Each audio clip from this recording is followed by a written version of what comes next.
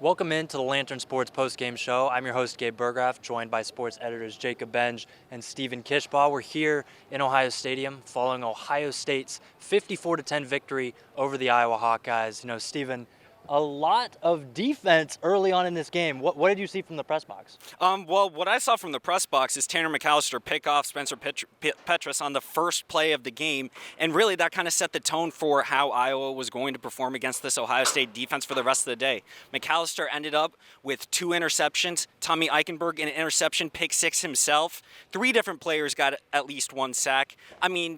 We all knew that Iowa's offense was suboptimal, to say the least, coming into this game, but Ohio State showed that they did not care if Iowa was ranked 131st, 31st, or 1st. They treated them like they treated every opponent, and they shut them down pretty heavily starting in the second half. During halftime, there were some scares, especially on offense. C.J. Stroud didn't look that good, and the run game wasn't able to get going, but at the end of the day, you look at the score, you look at just how big the margin was, and you feel like it should have been more. And, the offense kind of really woke up in the second half. And, Jacob, what did you see from the offense? Yeah, you mentioned the second half there, and I was thinking come halftime, Noah Ruggles might have been the MVP of this game. He hit 4 field goals there, ties his career high. That's 12 points right there, and, halftime was a different story. But, you mentioned Spencer Petras' first pass. C.J. Stroud's first pass in the second half was intercepted.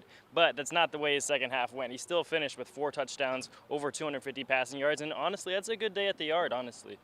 The run game, as you mentioned, only 66 rushing yards. Ohio State didn't have too much of a balance there, but that's just because Iowa's run defense was outstanding, And really the story of the day, Steve, as you mentioned, is Ohio State's defense there. But offensively, Stroud hit, I think, 3 or 4 different targets there for touchdowns. Julian Fleming had a long 79-yarder there. It was probably the biggest play of the day. So Ohio State's offense was challenged by Iowa's defense, which was a top 10 defense coming in.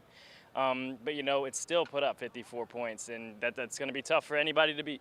And Iowa played pretty good on defense, you would say. Yeah. Ohio State finally just kind of woke up. There were a couple questions about, rust in that first half where there were a couple turnovers back and forth, immediately pitching it back and forth between teams.